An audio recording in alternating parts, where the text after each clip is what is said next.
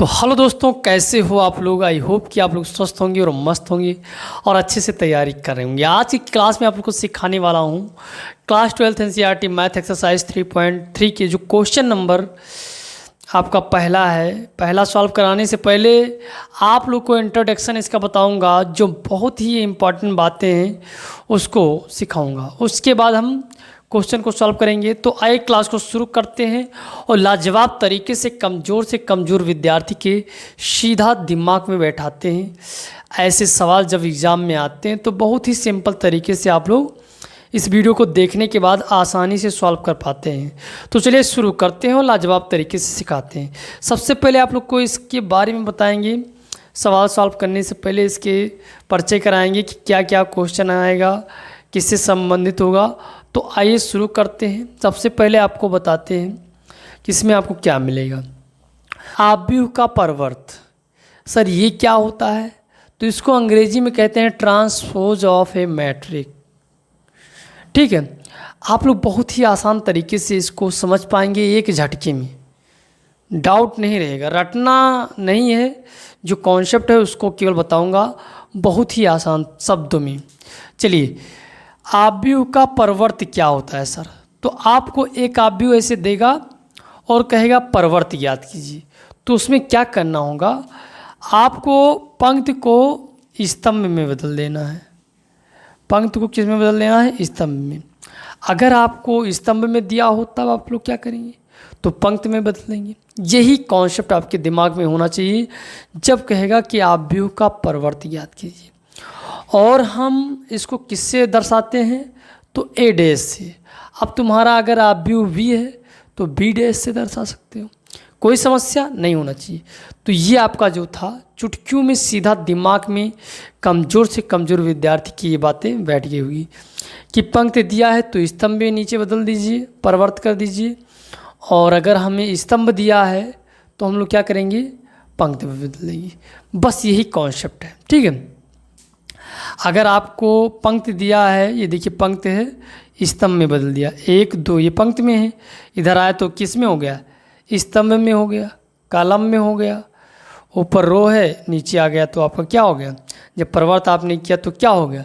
तो आपका हो गया कॉलम में। ठीक है, अगर आपको एक कॉलम देता तब आप क्या करते? उसको पंक्ति में लिख देते। ठीक है, बस यही आपका क्या हो जाएगा? आपका परिवर्त हो जाएगा। ठीक है, तो सिंपल तरीके से ये आपके दिमाग में सीधा बैठ गया होगा। चलिए आगे बढ़ते हैं। नंबर 2 हमारा क्या है?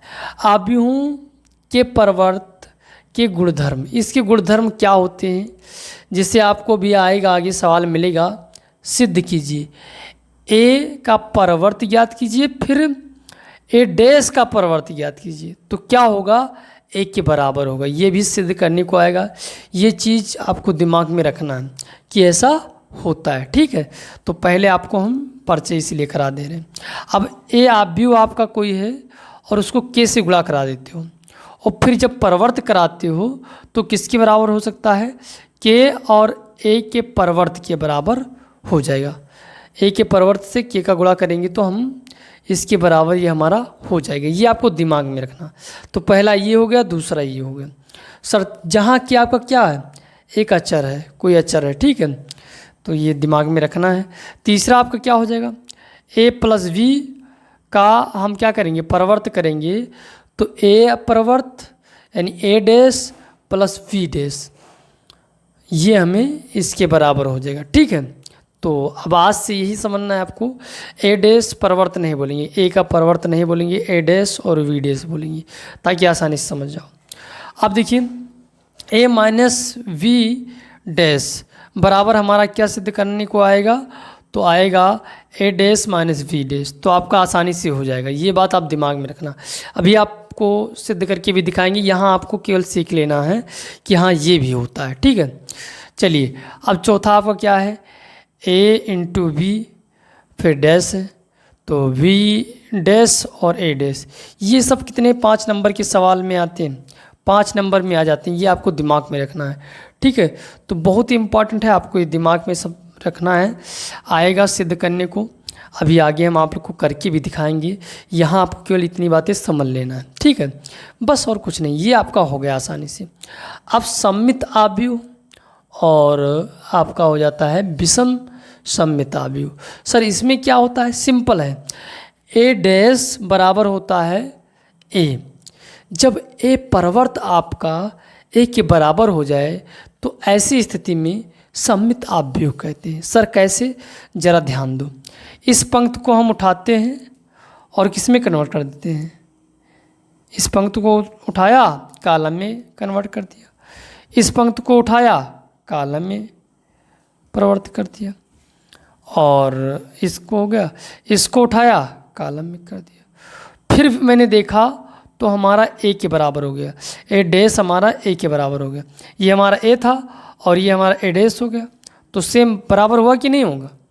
तो ये आपको दिमाग कॉन्सेप्ट में रखना है कि जब ए डैश ए के बराबर हो जाए तो ऐसे आव्यूह को सममित आव्यूह कहते हैं।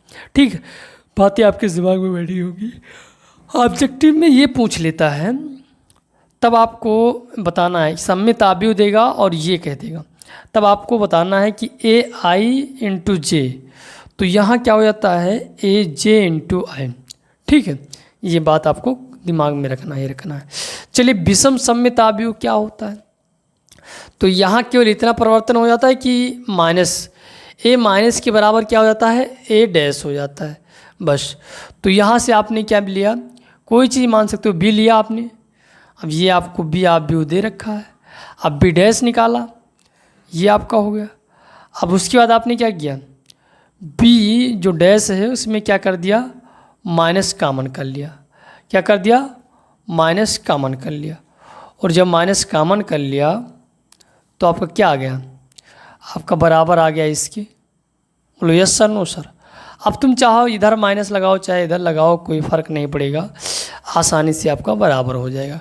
ठीक है, तो ये आपका आंसर आ जाएगा। उम्मीद करते हैं सारी बातें आपके दिमाग में बैठ रही होगी, कोई समस्या नहीं होगा। चलिए अगला जो परिमेय है, यहाँ समझ में आ गया, एक बार फिर से दिमाग को ध्यान से रखना। और देखिए ये आपका है, आप डैश निकाला तो ये आपका बदल गया, माइनस कर दिया तो आपका बराबर हो गया। अगर आपने लिख दिया कि बी डैश माइनस बराबर वी, तो अगर इसको इस तरह बनाना है दोनों पक्षों में माइनस कर दीजिए। ठीक है, तो ये आपका हो गया इस रूप का, कोई समस्या नहीं होनी चाहिए। उम्मीद करते हैं सारी बातें आपके दिमाग में बैठ रही होगी। तो इस प्रकार से ये हो गया। आप देखिए पांचवा क्या है, परिमेय नंबर 1। परिमेय नंबर 1 में क्या है, वास्तविक अवयव वाले किसी वर्ग अवयव ए के लिए आपका क्या हो जाता है, ए प्लस ए डैश एक सममित आव्यूह हो जाता है, तथा ए माइनस ए डैश एक विषम सममित आव्यूह हो जाता है। जब आपको एक आव्यूह देगा ए और आपको ये कहेगा कि माइनस ए डैश कर दीजिए ए से, तब आपका क्या हो जाएगा, विषम सममित आव्यूह हो जाएगा। और जब ऐड करने को कहेगा तो एक सममित आव्यूह हो जाएगा। ये बात आपको दिमाग में रखना है। ठीक है, अभी हम कराएंगे सवाल, इस पर लगवाएंगे तो आपको आसानी से समझ में आ जाएगा, कोई डाउट नहीं रहेगा। चलिए अब ये आपका क्या कह रहा है, परिमेय नंबर 2, किसी वर्ग आव्यूह को एक सममित तथा एक विषम सममित आव्यूह के योगफल के रूप में व्यक्त किया जा सकता है। ये देखिए एक आव्यूह आपका है, किसी वर्ग आव्यूह को एक सममित तथा एक विषम सममित आव्यूह के योगफल के रूप में व्यक्त किया जा सकता है। देखिए ये आपका सममित आव्यूह है और ये आपका विषम सममित आव्यूह है। इनके दोनों को योग अगर हम करते हैं तो हमारा क्या प्राप्त हो जाता है, एक आव्यूह प्राप्त हो जाता है। ठीक है, ठीक है, तो इस प्रकार से ये आपका हो गया, इंट्रोडक्शन पार्ट हो गया। इससे अलग नहीं होगा सवाल जो आपका होगा, और इसी आधार पर हम लोग सवाल लगवाएंगे। अभी आप लोग को सवाल लगाकर भी दिखाते हैं। तो इससे अलग आपका कोई चीज़ नहीं होगा, इसी प्रकार से सवाल होंगे। ये आपका जो परिचय था आसानी से मैंने करा दिया कि ऐसे ऐसे आपको सवाल देखने को मिलेंगे। चलिए अब हम शुरू करते हैं एक्सरसाइज को और आप लोग को सॉल्व करके दिखाते हैं पहले सवाल से। ठीक है, तो इस प्रकार से ये आपका हो गया, इसको मिटाल देते हैं, कोई समस्या नहीं होनी चाहिए। उम्मीद करते हैं सारी बातें आपके दिमाग में बैठ गई हुई। किसी को अगर कोई डाउट है तो एक बार पीछे थोड़ा और करके देख ले।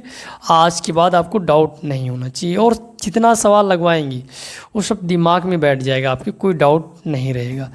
चलिए हम इसको मिटा देते हैं और आपको सवाल सॉल्व करके दिखाते हैं थोड़ा। तो आप लोग क्या करें कि जो क्वेश्चन है आपका स्क्रीन पर आएगा और हम यहाँ से सवाल लगाएंगे, ठीक है। तो चलिए हम क्वेश्चन को पढ़ते हैं, आप लोग करके दिखाते हैं। तो क्वेश्चन आपके स्क्रीन पर आ गया होगा और क्या कह रहा है कि इन सब सवालों को क्या करना है, परिवर्त में बदलना है। चलिए हम आपको करके दिखाते हैं। सिंपल है, आप लोग देखते ही कर लेंगे सवाल को। ये जो एक्सरसाइज है बहुत ही ईजी है। क्या करेंगे, परिवर्त, ये आपका स्तंभ में दिया है, आपको क्या करना है, सीधा आपको किस में बदल देना है, पंक्ति में लिख दो, आसानी से आपका आंसर आ जाएगा। टिक -1, ये आपका पहले का उत्तर आ गया। दूसरे को देखिए क्या करेंगे, इसको मान लेते हैं कि माना ये आपका क्या था, ए, ठीक है, और ये आपका क्या हो जाएगा, A' हो जाएगा। तो ये आपका आंसर आ गया। अब इसको हम दूसरा सवाल सॉल्व करते हैं। तो क्या करेंगे, लिखेंगे माना A बराबर 1 - 1 और ये 2 3 हो गया। अब हम क्या करेंगे, A', तो हमें A' को याद करने के लिए पंक्ति को स्तंभ में बदल देना है। 1 - 1 और 2, ये 3 हो गया। ठीक, यही आपका आंसर आ गया। तो सिंपल तरीके से ये आपका हो गया। चलिए इसको हम तीसरा भी सॉल्व कर लेते हैं एकदम पलक झपकते ही।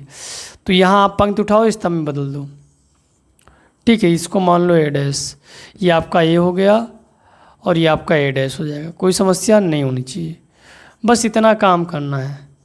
इतना काम अगर कर लेते हो तो समझदार। और उम्मीद करते हैं कमज़ोर से कमज़ोर विद्यार्थी के सीधा दिमाग में ये बातें गई होगी बैठ, ठीक है, कोई समस्या नहीं होगी। और ये आपका 2 3 -1, इस प्रकार से ये आपका आंसर आ गया। कोई समस्या नहीं होनी चाहिए। ऐसे सवाल जब भी एग्ज़ाम में आएंगे तो उम्मीद करते हैं आप लोग चुटकियों में सॉल्व कर जाएंगे। चलिए फिर मिलते हैं धमाकेदार वीडियो के साथ, तब तक के लिए धन्यवाद। Jai Hind, love you, tata, bye bye.